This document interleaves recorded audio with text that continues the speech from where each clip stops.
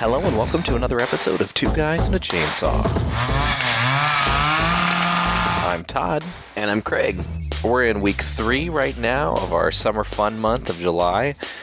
This movie is Humanoids from the Deep, 1980 Roger Corman film about humanoids who come from the deep. The deep. Yes. Just from the title, it's a classy movie. Right. I saw this movie, I think, on cable at some point. It's been a long time, but I have seen this movie. In fact, I think I had identified it early on as a movie that we should do at some point. Craig, how did you discover this movie? Oh, same old way I always read about movies, some list on some horror website. I'd heard of it, and I had seen the box art. I don't remember actually seeing it in person when I was young, but, online I had seen it.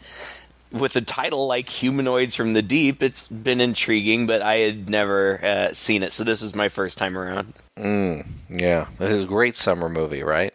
Yeah, I'm just going to go ahead and throw this out here. It was on one of those lists, like watch this in the summertime. It's a summertime movie or whatever.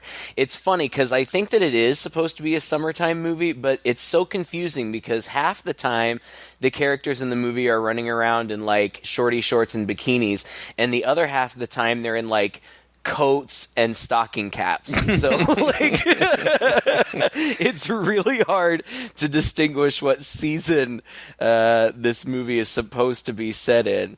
I think that it's actually supposed to be set in the summer, but they filmed it in the winter in California, like November, December time. So I guess their costumers weren't particularly concerned about continuity. But, whatever. It's a cheap B movie. That's what I was going to say. Kind of just that's what happens when you're in a coastal town. It's summertime, Sure. But that cool ocean breeze blows in and gets chilly sometimes. Thanks for that.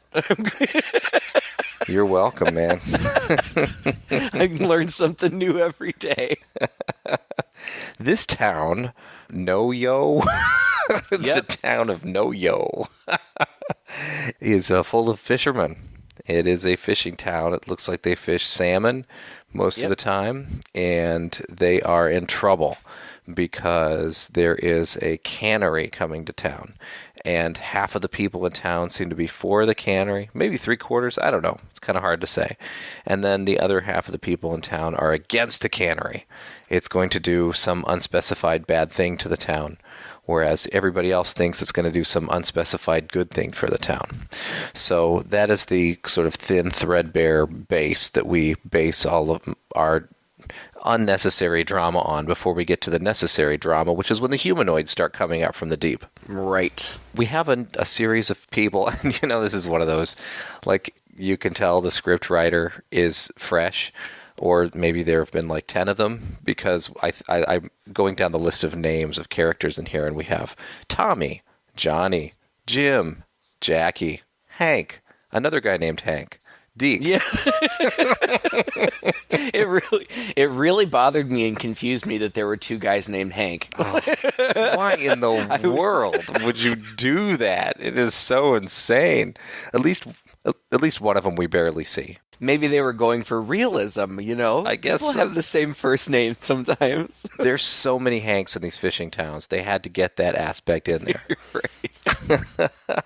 But it starts out with some really great underwater photography, just kind of sweeping through. And unfortunately, I think about midway through the movie, I realized that all of the good underwater photography was probably stock footage. Yeah.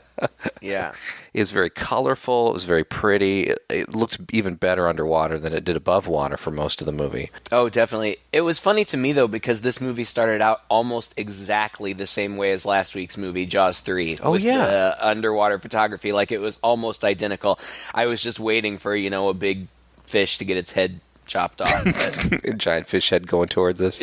Right. But anyway, unimportant. You're right. No, the underwater stuff looks good, and the above water stuff is kind of mediocre at best, and sometimes actually kind of poor quality. Yeah. But, overall, the cinematography isn't terrible. Well, it just seems almost like it was poor film stock or something. It's almost just like the movie has no style. It's real paint by numbers as far as I think the directing and the cinematography goes. It looks like a made-for-TV movie or an episode of some TV show. It's just, there's nothing really interesting about the way that it's shot, about the angles that are used, or anything like that.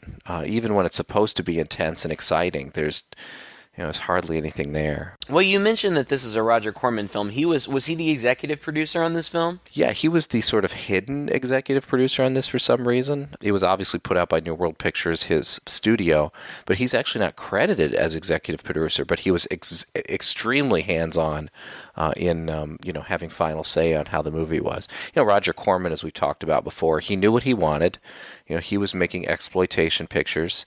Many of them turned out to be pretty high quality. A lot of them had what ended up being pretty high grade talent coming through his shop. And he really got a name for himself in Hollywood as a guy to work for because, you could just jump in and work for peanuts. But then it seems like a lot of people that worked for him, both actors and behind the scenes, went on to become big names in Hollywood. So, a lot of respect for this guy, but his movies really run the gamut, I mean, this is total drive-in fare, for example. This is just blood and sex. And well, right. And in that, genre, it's fun in that way. Like, again, I live in the Midwest in America, and there are still a few drive-ins around.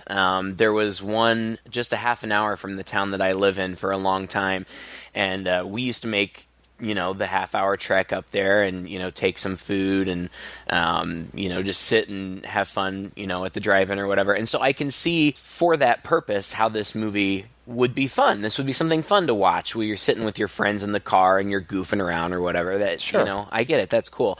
I just thought that kind of the production history of the movie was kind of interesting. Like, Corman was behind it the whole time, but when they were casting the movie, they casted it under the title Beneath the Darkness in the hope that they could get in some, higher rate talent, thinking maybe that they were going to be doing more kind of an artsy or heady kind of film. So they cast these people. I really didn't recognize any of the people, but if you look at their IMDb credits, all of them had worked, and a lot of them continued to work after this, doing various things in film and television. And it's directed by a woman, which we don't see in horror that often, and which I'm always happy to see, Barbara Peelers, I think Peelers or Peters. She was one of the few female directors of the time, I guess, that really kind of embraced doing some of this exploitation type of stuff. It was very much a male-dominated genre, but, she did some of it too. This was her last feature film. She went on to continue to do TV stuff. But as she filmed it, it wasn't supposed to have nearly as much sexual content. Okay, so what happened was, once it had all been filmed, Corman, and this I don't think was uncommon for him at all, decided that there wasn't enough sex in the movie. There wasn't enough TNA.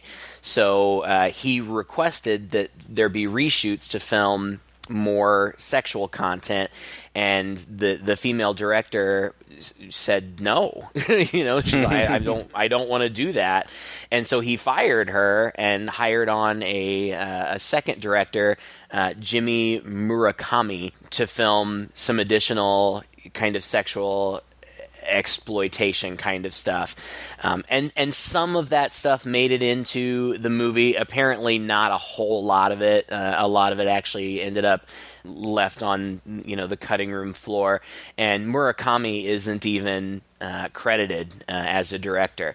But when the actors, specifically Ann Turkel, found out that the title had changed, that they had inserted all of this new sexual content, she and some others actually tried to have the film, they tried to stop it from being released.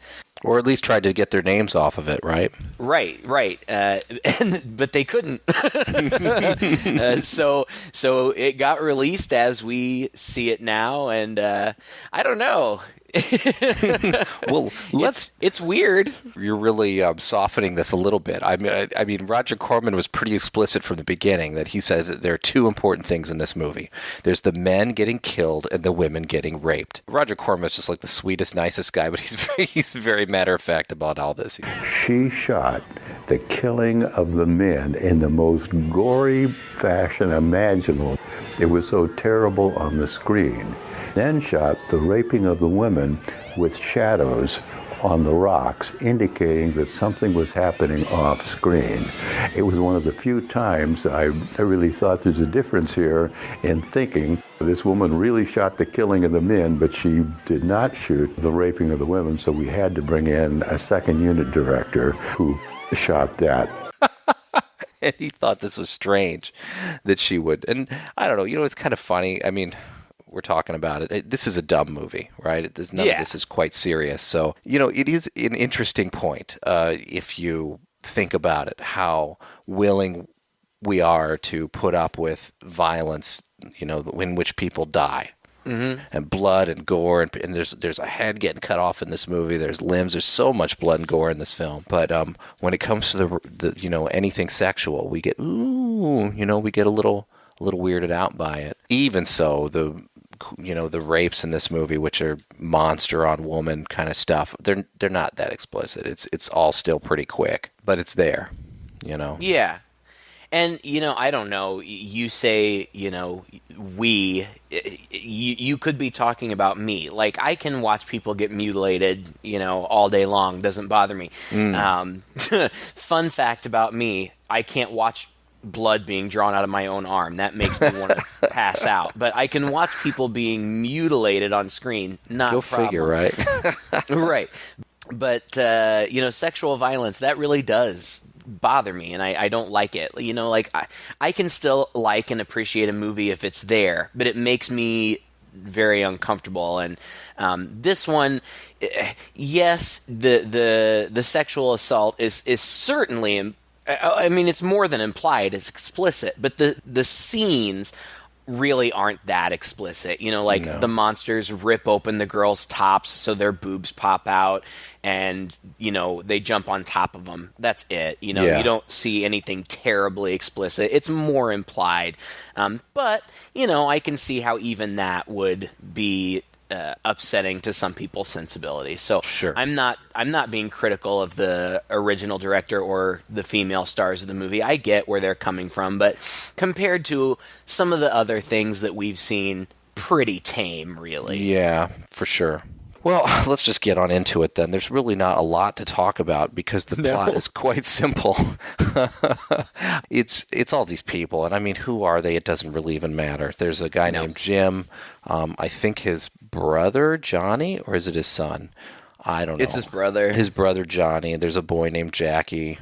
There's a guy named Hank. I think Jim is for the cannery in town, and Hank is for the cannery in town. Jim is for the cannery in town. There's a guy named Tommy, I think, who's against the cannery in town. No, it's the guy who's... Okay, you're terrible.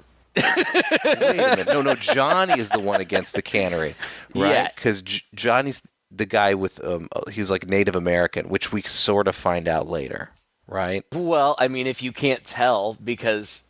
he looks like a Native American and his name is Johnny Eagle. You would probably kind of get. And the fact that some of the other white people, not all of them, specifically the guy, one of the Hanks, I'll call him Slattery for clarification because that's his last name. He is for the cannery and Johnny's against it. So there's also kind of this subplot of racial intolerance. The Native Americans want to preserve their land and they want to preserve their rights to fish the land. And so Johnny, being the representative of all the Native Americans, we don't even see any of the other ones. We hear their voices. Johnny has a meeting in his house, but we just witness it from outside and just hear the other Native Americans' voices. So there's kind of this cultural divide, which is totally shoehorned in. Inconsequence, right? Like it doesn't make any difference at all. No. The point is, some were for it, some were against it. It doesn't really matter. Basically, what happens is these monsters start appearing. The first one we see, some guys go out fishing, and they think they've got a great catch in their net, and they start trying to pull it in, but like it's being more resistant than usual. And, it's a whole kind of mousetrap kind of thing where some gasoline gets spilled and the engine won't start, and the winch breaks because the net is so heavy or whatever. Meanwhile, we're seeing, kind of this zombie hand wrapped up in the netting, but it's moving and stuff, so we know there's some monster down there or something. It's like a flipper. It's like a hand. It's like a webbed hand with flippers on it, right? Yeah, I mean, it just looks kind of like it's kind of got like flappy skin. I don't know. Yeah. It just looks gross.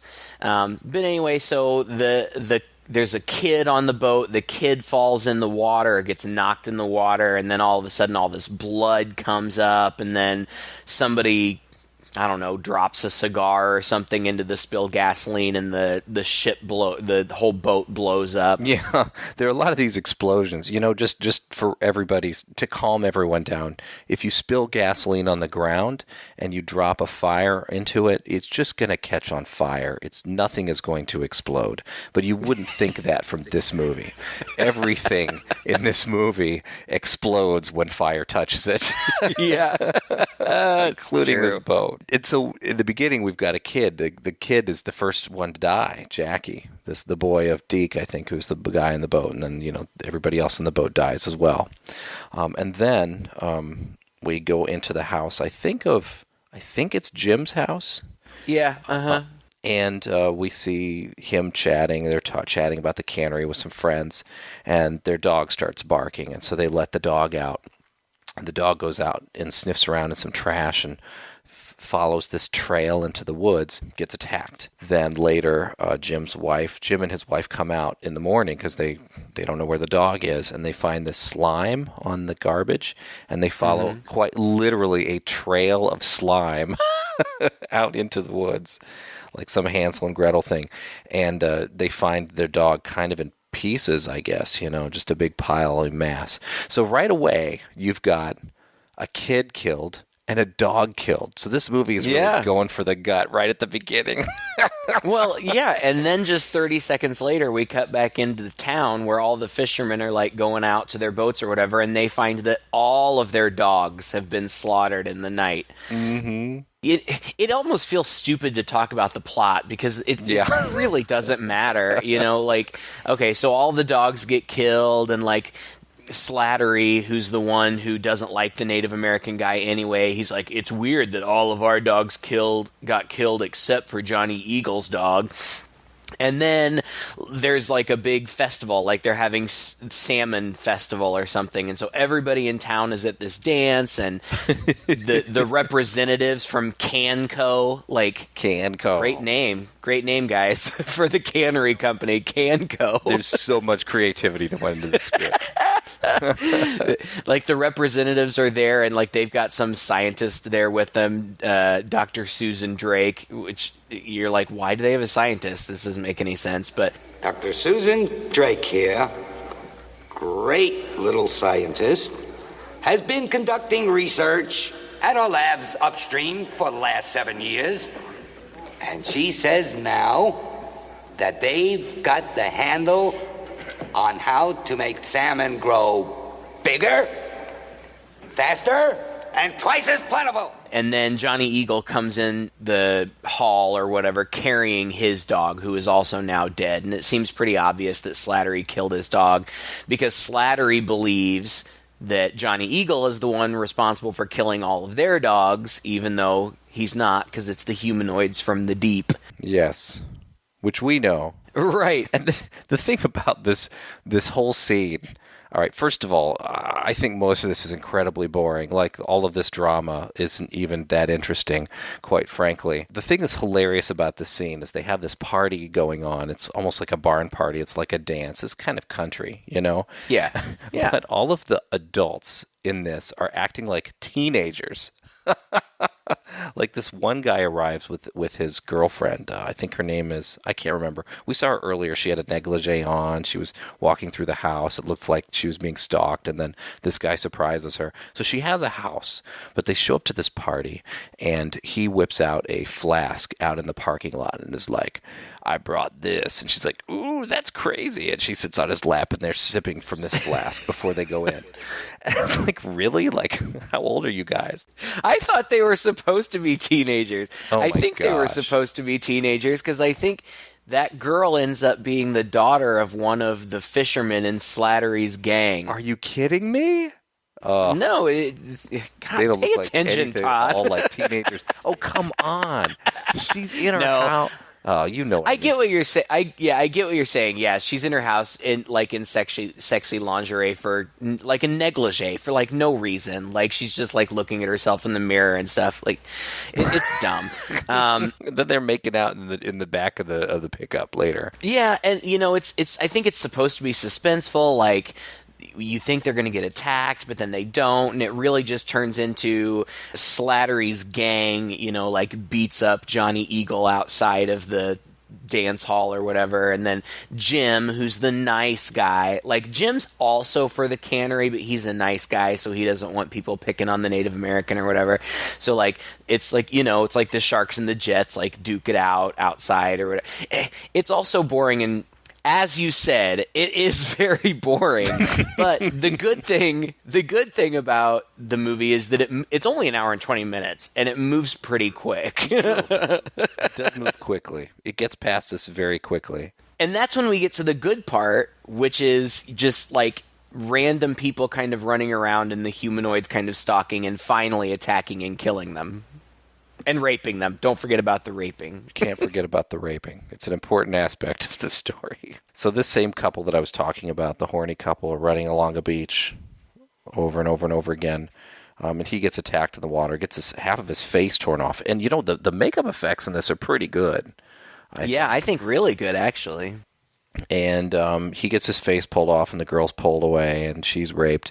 There's a woman and a ventriloquist in a tent, and I feel like this is so random, but I feel like This is my favorite part. I know the best part of the movie. It's this movie's attempt at humor, and I feel like it's the one attempt at humor that this movie goes. And this would be my second criticism of this movie, is that it doesn't have like the sense of humor that I feel like it should. Like, it's almost fairly humorless in the way that everything is presented, except for this scene. Yeah. And I think the movie would have been a lot more fun, had it not been just so dead serious about itself. Yeah, there's some funny dialogue, basically. Hey, honey, why don't you take it off? Let's see some skin. Nothing comes off till I see it. Okay, how's this? Oh, come on. Show me more than the head. Well, the head's the best part.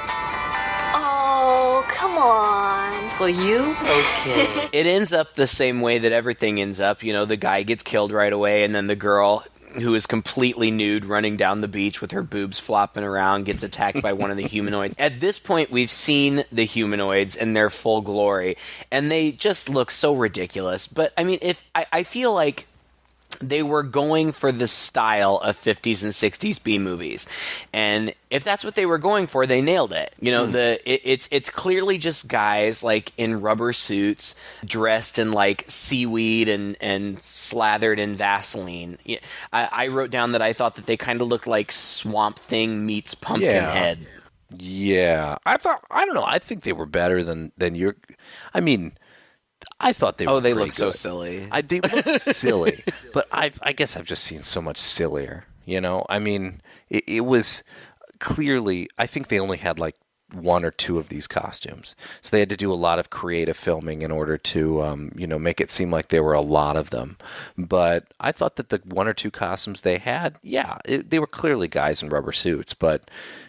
They were slimy. They were detailed. Yeah. They walked in. That's true. Kind of a cool way, like they were trying. The people inside the suits were trying to make themselves seem a little inhuman, and that they were kind of crouching a little bit, and their arms were just a little longer than normal, and they were moving them around in kind of some unnatural ways.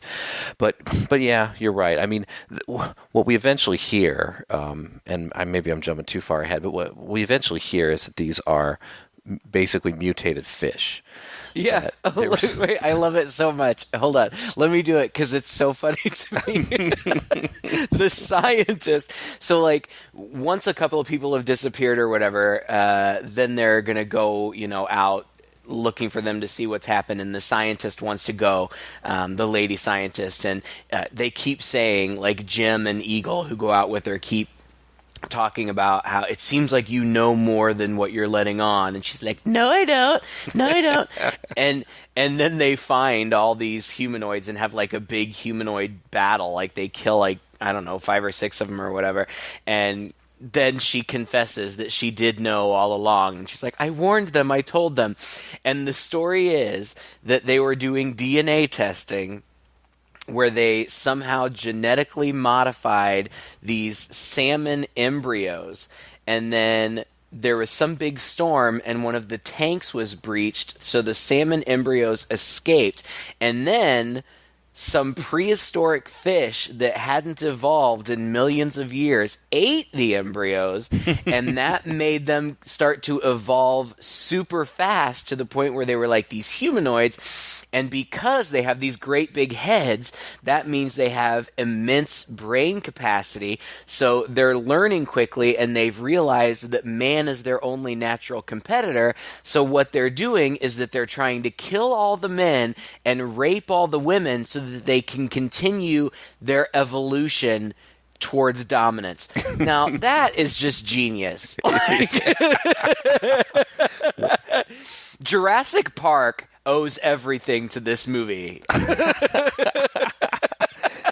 This woman is genius too, because she figures it all out like within 10 minutes of examining a body and talking about it. It's pretty good. Now, granted, she was one of the people doing the testing, but this is another one of those movies where she could look at something and then start rattling off all the stuff that she's discovered, from this one little specimen that they found. I mean, it's great. It's great backstory. Well, it was just, and it's funny because, like, while she's explaining this, they're showing all this footage that's supposed to be, I guess, like microscope footage, and I have no idea what it actually was. I don't know if it was actually some sort of microscopic footage or if it was just animation or whatever. But I mean, like, they're trying to science it up, and the woman who played the doctor, I've mentioned her before, Ann Turkel, when she was asked why she took the movie, why she took the role, it's not like she was some big superstar, but she had worked. She said, I took it because it was an interesting story based in actual scientific data and with no sex in it. And I'm like, lady, what script did you read? Don't quit. Yeah, and don't quit your day job, because I wouldn't necessarily call this actual scientific, research. Oh God, but it's funny. We skip some stuff. There's more of the cultural stuff, like the white guys bomb Johnny Eagle's house, and that leads to another kind of attack by the humanoids on Johnny and his white friends. And there's some cool action stuff going on, like one girl, the girl who was having dinner with Johnny and her boyfriend at Johnny's house, like, she's driving her truck and her truck gets attacked by the humanoids, and like she runs one of them over, but then another one attacks her from behind through the glass. The humanoid is in the truck bed and he attacks her through the glass, and then she drives the truck off a bridge and the car explodes. So there's some action going on. It's not boring in that regard. No. But it's just, it's just a string of things happening, and you don't expect any kind of intelligent commentary or,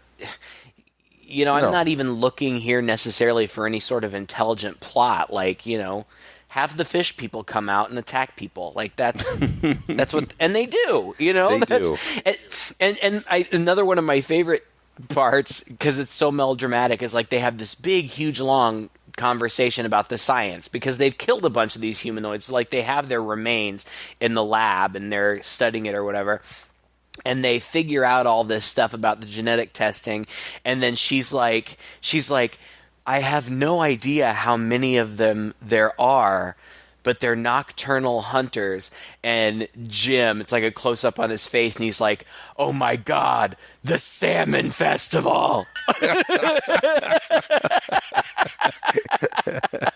It just occurs to all of them that there happens to be a party going on down the street. And then this is when, again, it's only an hour and 20-minute long movie, and this is when there's like 20 minutes left in the movie. And so it cuts to the Salmon Festival, and that's the party. And like, I feel like I've waited a whole hour to get here, and then it's pretty satisfying, because it's just a huge, you know, this huge group of people basically at a county fair, and the humanoids from the deep attack. You know, they come out in mass, and it's a huge attack, and it's fun. It's fun to watch. Yeah, they kind of attack like zombies. They're like bursting through the floor of the dock, you know, coming up. They're crawling over. They're getting people just left and right. People are running, and like I said earlier, it's you know, it's pretty gory. You know, there's quite a bit of blood being spilled. Almost a comical amount of blood in some cases, where like a humanoid will slash a guy's, you know, stomach or something. It's just like this huge gushing geyser coming out or something. I think my favorite thing was the DJ from KFSH, K-Fish. Yep. who kept calling it the Salmon Festival. This is Madman Mike Michaels broadcasting live from the Big Salmon Fest. We're down here at the K-Fish Radio, the Big Fish. He kept singing Salmon like. And now I'm sitting here with this year's little local beauty, Miss Salmon. Sandy, how you doing, Sandy? Was anybody going to correct this guy? This poor actor. He reminded me of Rick Dees, Kids of the 80s. Oh, yeah. He was super funny, and like he totally sexist. Like, you know, the whole movie is entirely sexist.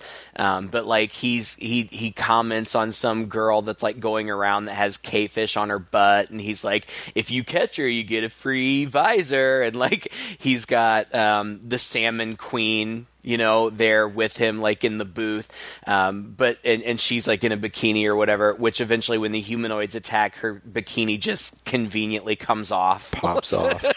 Oh, that happens she's whenever. Just fighting with her boobs out. She puts up a better fight than anybody in this film. She does. I think she makes it too. I think that she gets away, but then.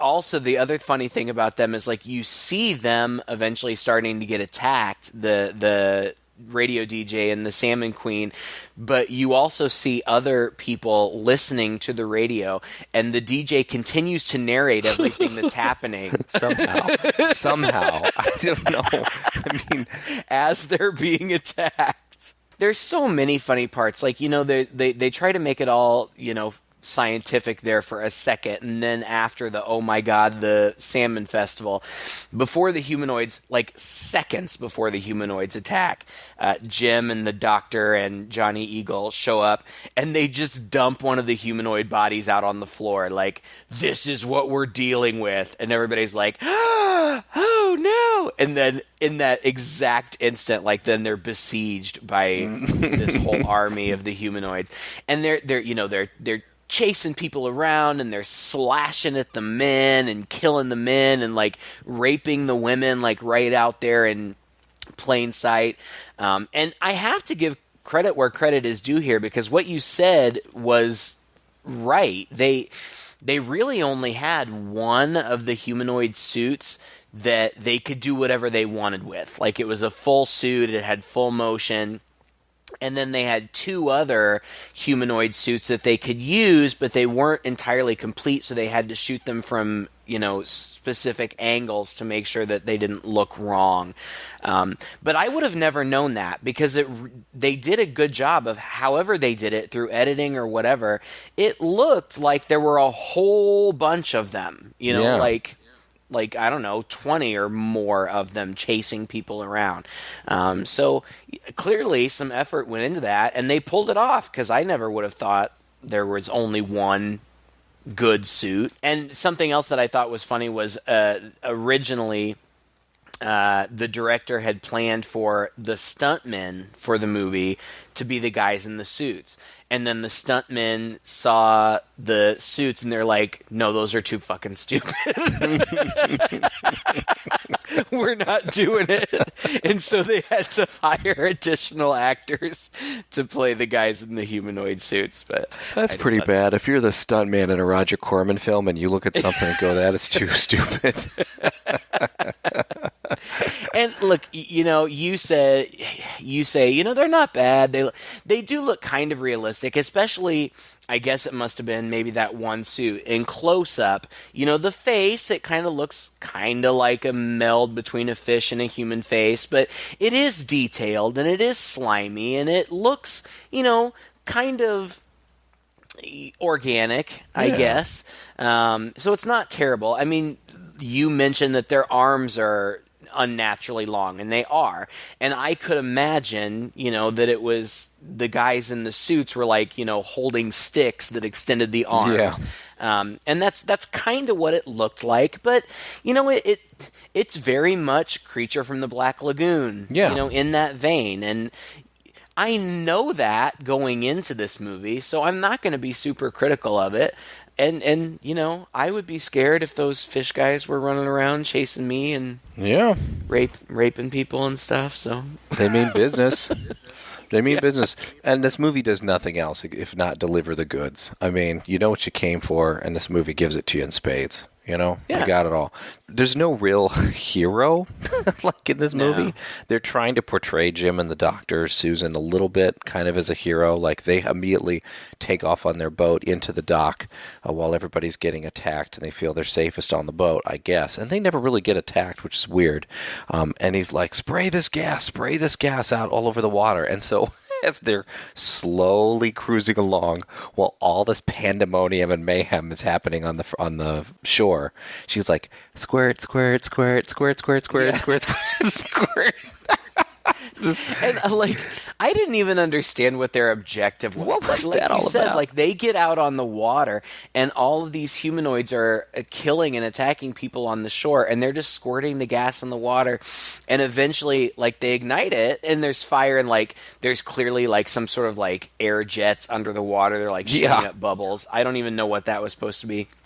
But the Wikipedia synopsis says that they are setting the water on fire so that the humanoids don't have anywhere to retreat.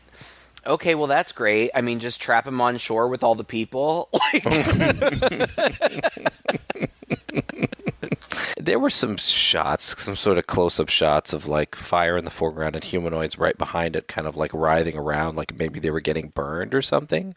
But when you look at it, even from the shots, it looks so lame. There are 2 or 3 fires on the top of the water in the middle of this dock. It's doing nothing. Mm-hmm. And then we get random shots back to.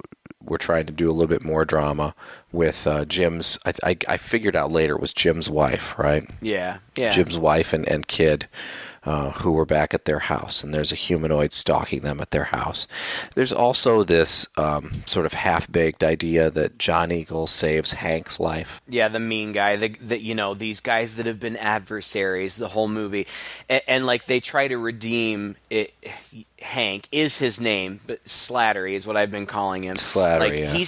He's just been a big douchebag throughout the whole movie, and they give him a moment where this little kid runs up to him and is like, please come help my sister, and there's this little girl hanging off of a collapsed dock, and he goes and he saves her. So the guy who's been a jerk through the whole movie puts himself at risk to save this little girl, which, okay, great, redemption, whatever. But then he starts getting attacked by the humanoids, and then Johnny Eagle saves him. And it's this dramatic moment where Slattery is deciding, am I gonna take help from this guy, my enemy? Come on. Or am I going to die? Right. It's so stupid. But he does. He takes Johnny's hand, and Johnny saves him, and that's, the end of their story. Suddenly he sees him in a whole new light, apparently. Right. and the cultures were at peace. And then the funny thing is the movie just kind of ends. Are we worried there are going to be more? Well, that's the thing. Okay, so you talked about Jim's wife is kind of being attacked, and then so Jim's like, after a lot of this stuff has gone down, then it's like he remembers, like, wait a minute, where's my wife? And somebody says, oh, I dropped her off at your house. Not my house. Yeah, not my house. And so he goes racing home. Meanwhile, his wife's at home, and she gets attacked by 2 or 3 of the different humanoids, and she totally takes care of business all by herself. She does. By the time that Jim gets there, she's already killed them all. So that was completely pointless drama. Yeah. But then, yeah, you're right. Like, I found that really surprising, too. The movie really just ends. Like, then after that scene at their house, then it's the next day. And Jim and his wife, go back to the festival, and it's kind of the aftermath. Like, kind of the last thing that we had seen at the festival was that people had really started to fight back, and it appeared to be working. Like, as long as they kept their wits about them and, kind of grouped up on the humanoids, they could take them out. It wasn't really that big a deal. But they come back and they see all this aftermath, and, everything's destroyed and burned up, and people are injured and killed or whatever. And Jim's like, where's the doctor? Where's Dr. Susan? Is she okay? Is she okay? And somebody's like, yeah, she went back to her lab. Chill out. Dude, she's like right over here. But no, she went back to her lab. So we cut back to the lab, and it's her with the first girl, the teenage girl who was raped, and she's like birth coaching her. Like, this girl is pregnant and about to have a baby. And then they totally rip off Alien and have the humanoid baby burst out of her pregnant abdomen. And then that's the end. Which is fine, but it leaves so many questions. Like, did they win? Are there more humanoids? Like, is the humanoid baby going to be a problem? Like... But it's a B movie. I had to keep reminding myself of that. Like, this isn't supposed to be some sort of, realistic drama. It's a B movie. They fight the monsters. They're done fighting the monsters. It's over. Like, that's just it. And leave it open for a sequel. And apparently there was a sequel planned in, like, 91, but it never happened. The movie was remade. In the meantime, 11 years of fans waiting on pins and needles, waiting for that part 2. Right. Yeah, there was a remake. It was a made-for-TV movie, I think. Yeah, I think it was for Showtime or something. Yeah, with a decent cast on it, but I haven't seen it. I haven't seen it either. Robert Carradine, Clint Howard, some other folks, pretty big-name people.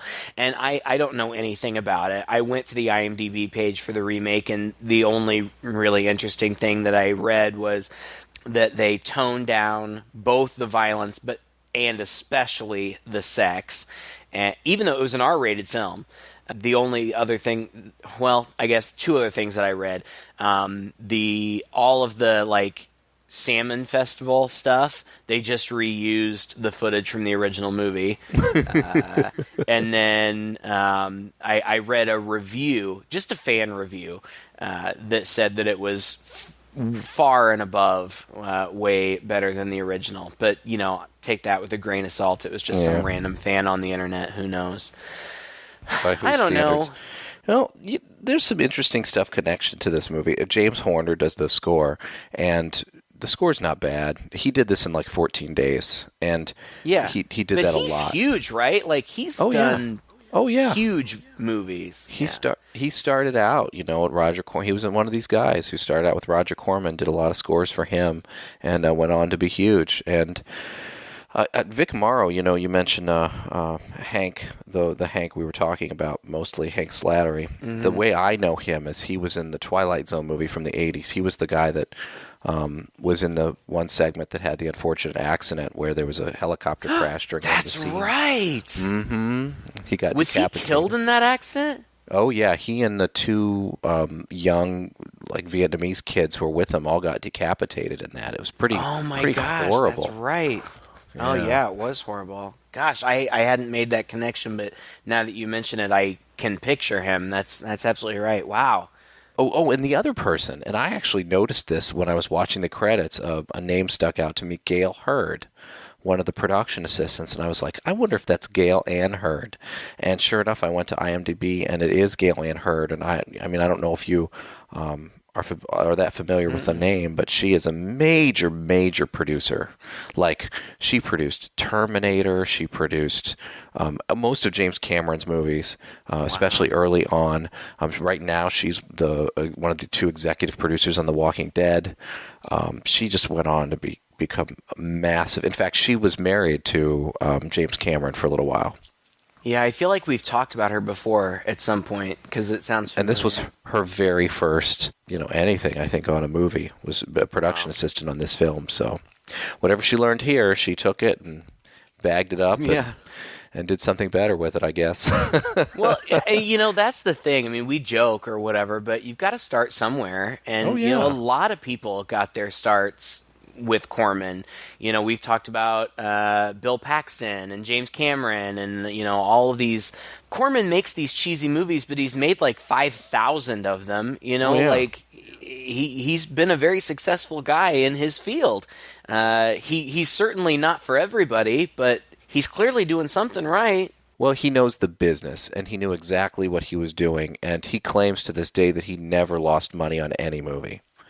And he's made thousands. That's a massive claim, but again, it's the right film for the right market. It delivers exactly what they want. He knows what people want. He's willing to fire a director and hire another one to get it, and then he ends up getting what he wanted, which is a boatload of money from this film. So at the end of the day, this is something that we all have to consider, especially in the horror genre, is that movies are a business. First and foremost, honestly, they are a business, and we try to think of them as art, and we try to think of them as and people jump into it and talk about movies from an artistic sense, and it's true, they are art, and we can have very good movies made and very artistic movies made, but the best movies are going to disappear forever or ruin careers if they don't sell. That's the long and short of it, and so that's kind of the great irony of this business, is that some of the best movies are lost forever, and some of the worst movies we're sitting here talking about 40 years later on a podcast. Well, and some of these movies, I think a lot of the reason that we go to movies in general, regardless of genre, is just kind of for escapism, to kind of lose ourselves in something for a while. And, sometimes you just want to have fun. You don't want to have to think about it too hard. You just want to, watch some fun stuff happening on screen for a while. You go to the bathroom, you don't miss anything. There's no pressure, and I can appreciate that. I didn't love this movie, but I didn't hate it. It was competent. I was entertained. It's only an hour and 20 minutes. I don't know if I would necessarily watch it again, but I had a good time watching it. I would give it an enthusiastic 1.5 thumbs up. I mean, without heaping too much praise on this movie, everything you said is true. It goes by quickly, it delivers the goods, and as you've often said, the worst thing a movie can do is be boring. And this movie is definitely never boring. Well, maybe for a short period of time. That's about it. Yep. Yeah. Yep. Well, thanks again for listening to another episode. If you enjoyed this one, please share it with a friend. We've got a couple more summer movies coming your way or the rest of this month. And then we're going to go on to a month of requests. So if you haven't yet requested a film, check out our Facebook page. Just look up Two Guys and a Chainsaw on Facebook. Like us there. Let us know what you thought.